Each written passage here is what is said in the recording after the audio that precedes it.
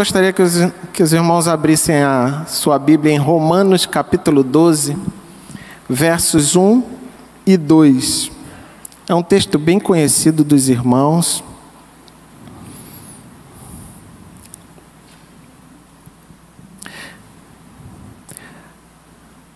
Eu vou ler aqui na versão da ARA.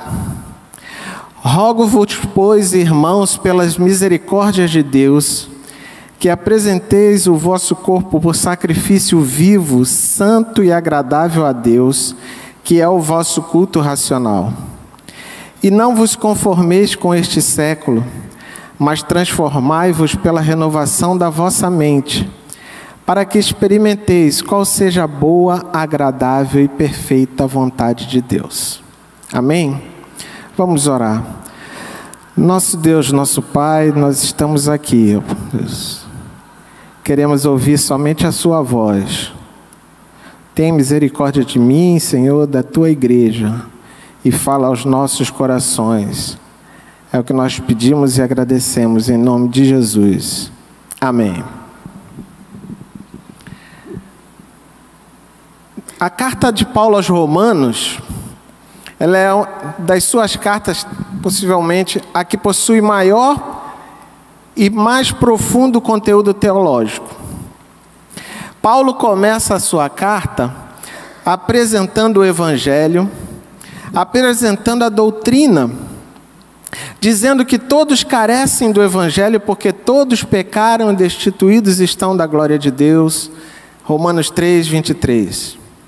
Então ele apresenta o plano de Deus de justificação do homem pela fé, apontando para o sacrifício de Jesus na cruz. Uma vez justificados, nós morremos para o pecado, fomos sepultados com Cristo e com Ele ressuscitamos para uma nova vida. Agora Paulo, a partir do capítulo 12, ele vai trazer toda essa teologia, toda essa doutrina para a prática.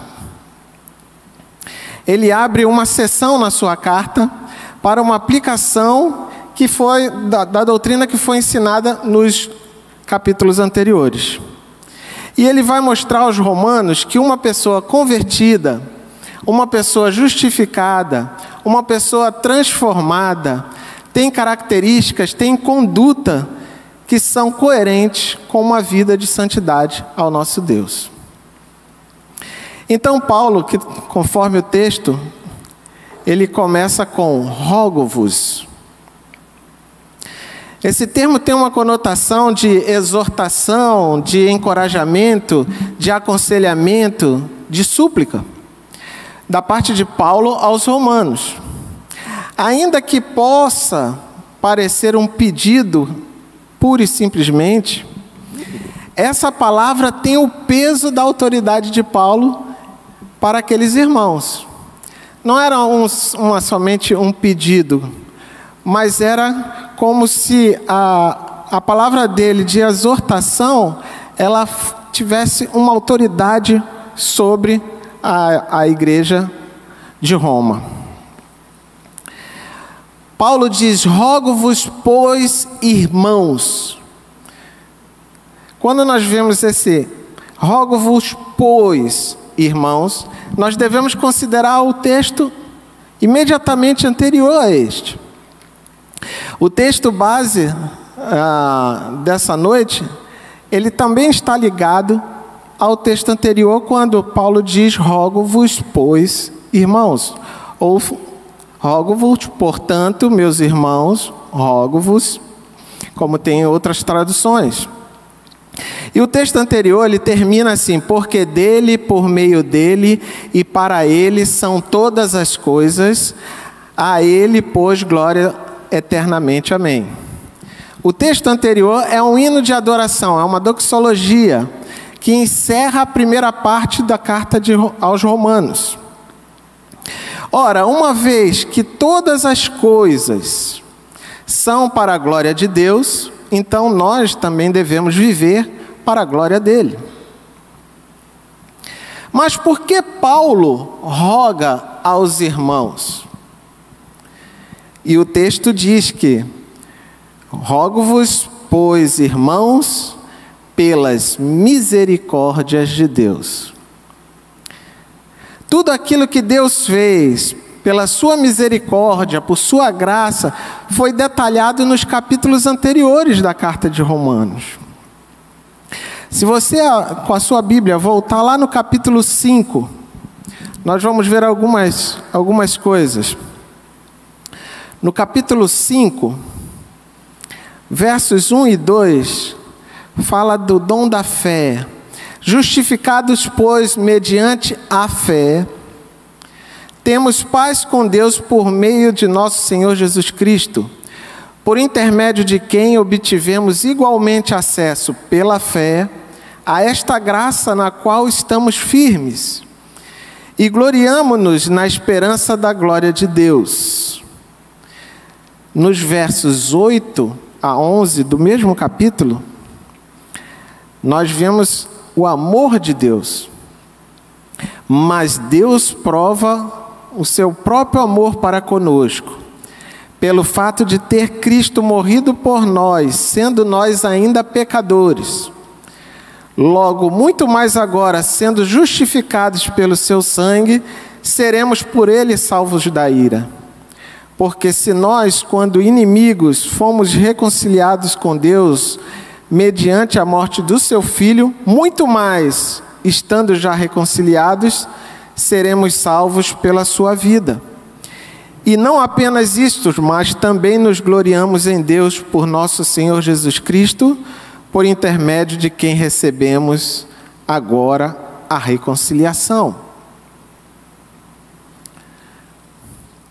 Já nos versos 17 e 18 do capítulo 5 diz que da graça e da justiça de Deus, se pela ofensa de um ou por meio de um só reinou a morte, muito mais os que recebem a abundância da graça e o dom da justiça reinarão em vida por meio de um só, a saber, Jesus Cristo.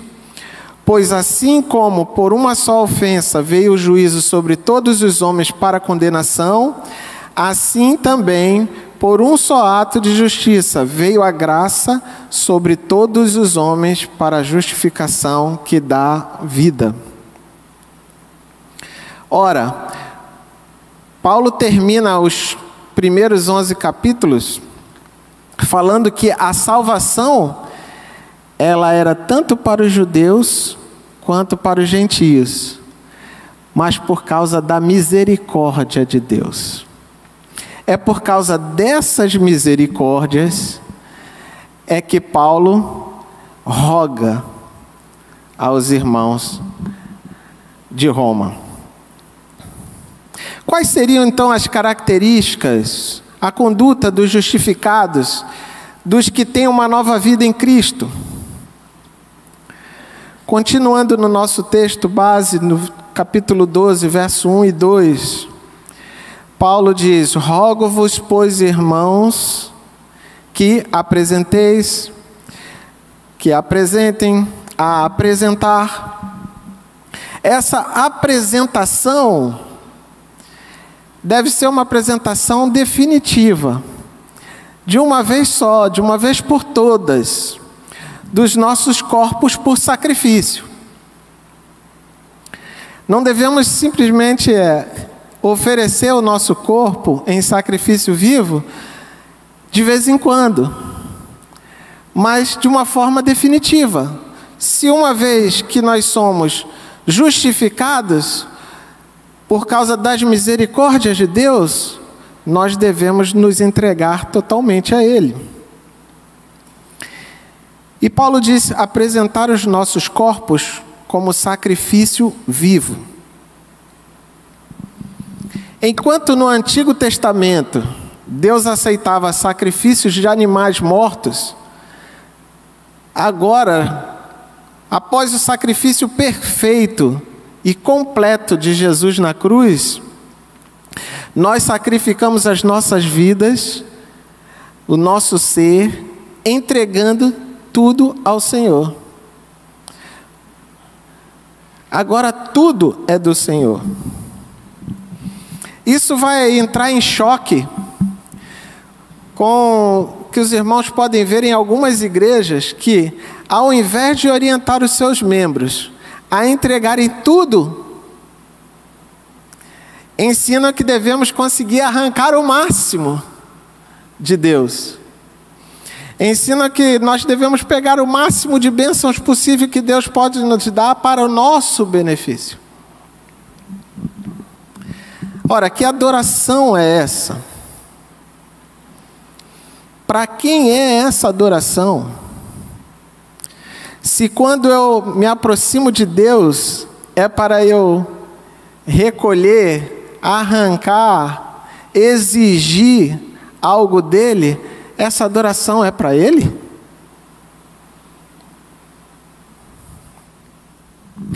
Um bom conhecimento da palavra de Deus, um bom conhecimento do próprio Deus, nos leva certamente a uma adoração verdadeira, porque nós passamos a entender o propósito da adoração.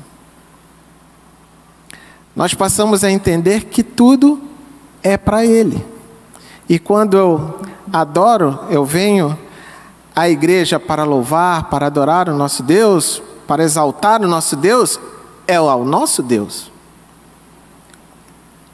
Quando eu chego à igreja e, de repente, a música não é muito boa, né? Ou então o pastor não pregou muito bem, o pastor não estava bem hoje, porque a mensagem não foi muito bem.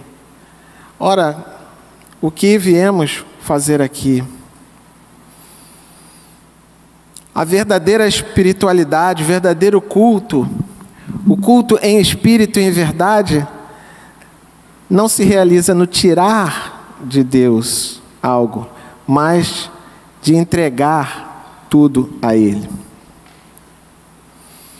Paulo diz que nós devemos, além de apresentar os nossos corpos como sacrifício vivo, devemos nos apresentar os nossos corpos como sacrifícios santos. Nós oferecemos um sacrifício santo quando nós temos uma nova vida em Cristo e não temos divisão entre o momento em que nós estamos aqui na igreja e o momento que a gente está da porta para fora. Se quando nós estamos aqui na igreja é um ambiente confortável, nós não temos nenhuma dificuldade, não há nenhuma tentação, não há nenhum pecado que nos rodeia, mas quando nós saímos daquela porta ali, nós somos outra pessoa, nós não estamos oferecendo um sacrifício santo.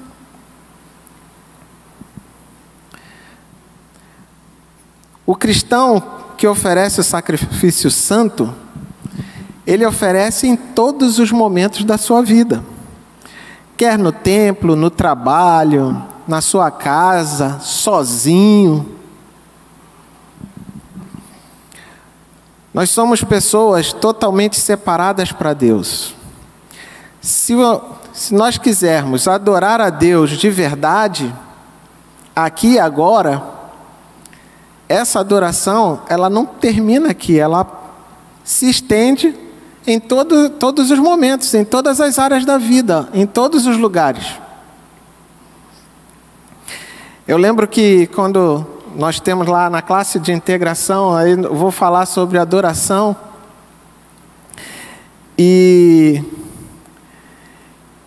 eu falo assim, imagina, né, se Jesus aparecesse para você aqui agora, o que você faria? Aí as respostas são, eu me ajoelharia, eu falava, Senhor, eu adoraria Senhor, eu abraçaria Ele. Pois é, e se eu dissesse que Ele está aqui? Ele está aqui, Ele está na sua casa, Ele está onde você anda, Ele está onde você trabalha. E qual é a sua situação? Você continua adorando? Você continua louvando, exaltando, você continua de joelhos perante Ele.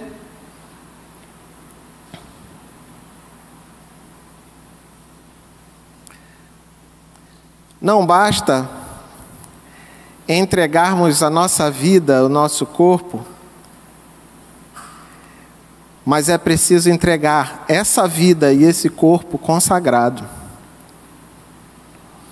Há uma frase atribuída a John Stott que diz assim: não há motivação maior para uma vida de santidade do que contemplar as misericórdias de Deus. É como se Paulo estivesse falando ali, olha para tudo que Deus já fez por vocês. Olha para todas as promessas feitas e realizadas no meio de vocês. Olha para todos os livramentos que Deus te deu.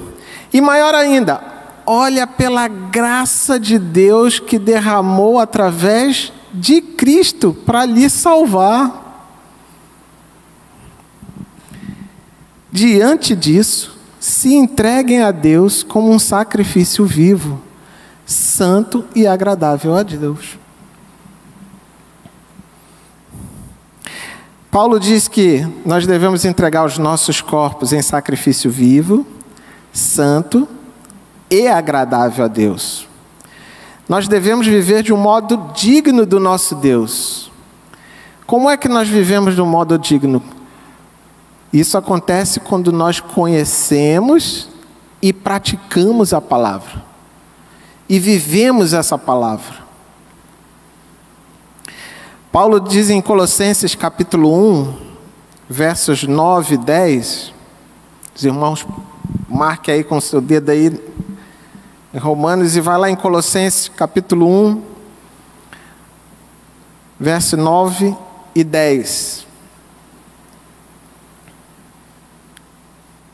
Diz assim: por esta razão também nós, desde o dia em que o ouvimos, não cessamos de orar por vós e de pedir que transbordeis de pleno conhecimento da sua vontade, em toda sabedoria e entendimento espiritual, a fim de viverdes de modo digno do Senhor, para o seu inteiro agrado, frutificando em toda boa obra e crescendo no pleno conhecimento de Deus. Como nós vamos agradar ao Senhor? Vivendo de modo digno do Senhor. Paulo diz que todas essas coisas é o nosso culto racional. Uma nova vida em Cristo é uma vida consagrada. A nossa vida é um culto a Deus. Se nós apresentarmos os nossos corpos em sacrifício vivo, santo e agradável a Deus, porém esse culto, ele é lógico, ele é coerente, ele é autêntico. O culto racional que Paulo fala é o culto que é coerente com o Deus que recebe o culto. Se o nosso Deus é santo e Ele exige que nós somos santos, nós devemos nos oferecer um culto santo, coerente com quem recebe o culto. É um culto constante, como nós vimos, em qualquer situação, em qualquer lugar. O culto que prestamos a Deus no altar, ele vai ser vazio de significado, não vai valer nada, se não for acompanhado de uma vida de obediência, de fidelidade, de santidade. O próprio Deus falou ao povo de Israel através de Isaías, capítulo 1, verso 15 e 16, diz assim: pelo que quando estendeis a mão, escondo de vós os olhos. Sim, quando multiplicais as vossas orações, eu não as ouço, porque as vossas mãos estão cheias de sangue. Lavai-vos, purificai-vos, tirai a maldade de vossos atos de diante dos meus olhos, cessai de fazer o mal. Deus exige de nós um culto coerente, um culto autêntico. No verso 2, Paulo traz mais uma característica. Aquele que tem uma nova vida em Cristo, além de oferecer o sacrifício dos corpos, sacrifício vivo, santo e agradável a Deus, também não se conforma com este século, com esse mundo que vivemos. A fama dos irmãos romanos, ela foi elogiada por Paulo lá no primeiro capítulo da carta. Romanos capítulo 1, versos 7 e 8 diz assim: a todos os amados de Deus que estáis em Roma, chamados para ser de santos, graça a vós outros e pais, da parte de Deus nosso Pai e do nosso Senhor Jesus Cristo. Primeiramente dou graças ao meu Deus, mediante Jesus Cristo, no tocante a todos vós, porque em todo o mundo é proclamada a vossa fé. Mas Paulo, ele faz um alerta, ele tinha uma preocupação com os crentes de Roma. Não só com os crentes de Roma. Se os irmãos forem olhar as cartas de Paulo, ele se preocupava com as igrejas para quem ele mandava a carta. E ele sempre orientava e exortava quanto à santidade. E Paulo faz um alerta de que uma nova vida em Cristo, aqueles irmãos tinham que ter em mente a mente de Cristo. O crente, ele não vive numa bolha espiritual, mas ele vive no mundo. Aqui, dentro desse templo, parece uma bolha espiritual. Aqui, a maioria aqui, creio que são crentes em Jesus. Pouquíssimos, talvez, não tenham conhecido a Jesus. Não sei se nós temos visitantes hoje, mas estamos aqui numa bolha espiritual. Saímos daqui, estamos fora da bolha, mas estamos dentro do mundo. O crente, ele foi salvo do mundo, porém está no mundo e não pertence ao mundo. Os valores do mundo não são mais os valores dele. Quando nós temos uma nova vida, nós não temos mais os valores do mundo. A ética que o mundo ensina não é mais a ética do cristão. Conformar-se com o mundo seria como se adaptássemos ao sistema do mundo, à forma do mundo. É entrar no esquema do mundo. É funcionar como o mundo funciona. É caminhar na mesma direção do mundo. E o crente, aquele que tem uma nova vida em Cristo, ele vai no sentido contrário do mundo.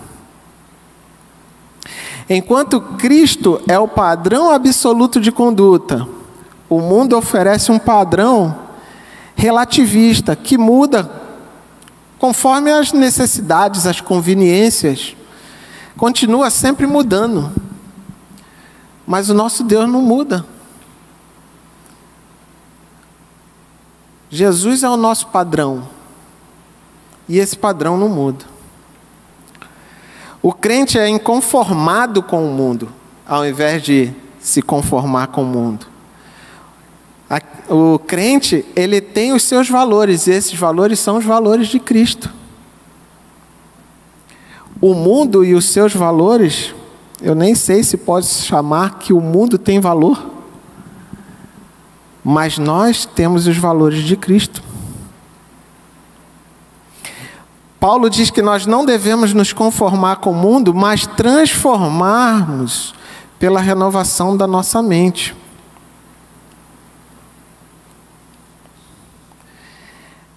Paulo, em Efésios capítulo 5, a partir do verso 6, diz assim: ninguém vos engane com palavras vãs, porque por essas coisas vem a ira de Deus sobre os filhos da desobediência.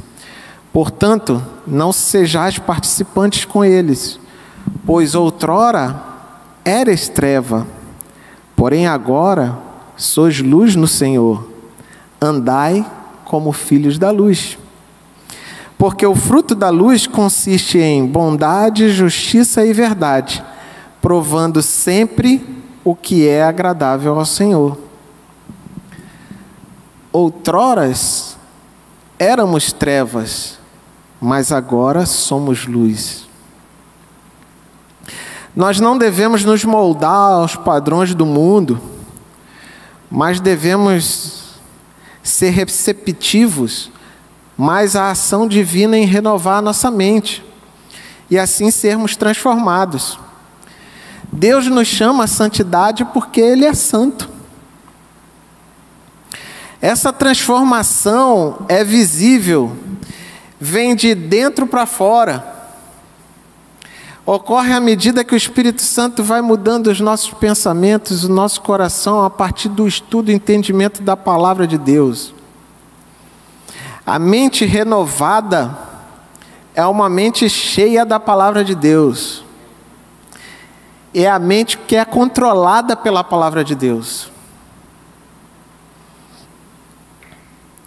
Quando olhamos para Jesus, o autor e consumador da nossa fé, e estudamos a sua palavra, nós somos transformados progressivamente em sua própria imagem. Nós avançamos para o alvo, rumo à estatura do varão perfeito.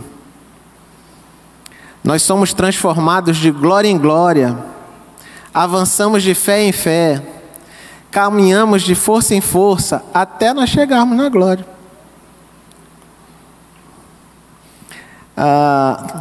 Um bom número de homens na igreja estão estudando hoje, né? Homens mais parecidos com Jesus. A cada lição nós vamos ficando mais parecidos. Vamos nos alimentando, vamos sendo transformados, vamos sendo moldados. Vamos nos aproximando da imagem de Cristo.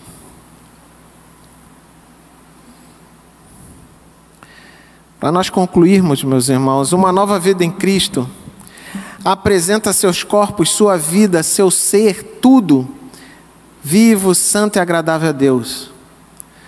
Não se conforma com o mundo, mas tem a mente de Cristo. Transforma-se pela renovação da mente e, como consequência, experimenta a boa, agradável e perfeita vontade de Deus. A vontade de Deus não é conhecida por magia, por meios místicos, mas é através de uma vida de consagração e comunhão com o nosso Deus. Onde nós nos apresentamos a Deus, nós nos inconformamos com esse mundo, nós somos transformados pela renovação da nossa mente, e assim o nosso culto se torna racional, e a vontade de Deus, ela não é mais desconhecida de nós. Ela é aberta a nós. Jesus, ao orar pelos seus discípulos, disse assim: eu lhes tenho dado a tua palavra, e o mundo os odiou, porque eles não são do mundo, como também eu não sou. Não peço que os tire do mundo, e sim que os guardes do mal. Eles não são do mundo, como também eu não sou. Santifica-os na verdade, a tua palavra é a verdade. Assim como tu me enviaste ao mundo, também eu vos enviei ao mundo. E a favor deles eu me santifico a mim mesmo, para que eles também sejam santificados na verdade. Jesus orou pelos discípulos, e essa oração, você está dentro. Você está dentro. Que Deus abençoe a sua palavra, e que nós andemos, tenhamos uma vida digna do nosso Senhor Jesus. Amém? Vamos orar então. Nosso Deus, nosso Pai, obrigado pela Tua palavra. Ó Deus, obrigado por que a Tua palavra, ela penetra em nossos corações. E, ó Deus, ela renova a nossa mente, ela transforma a nossa mente quando nós colocamos a Tua palavra em primeiro lugar na nossa vida, como um direcionamento, ó Deus, para vivermos dignos do Senhor. Que o Senhor, Deus, possa continuar moldando a nossa vida, dirigindo, controlando a nossa vida. É o que nós pedimos e agradecemos com o perdão dos nossos pecados, em nome de Jesus. Amém.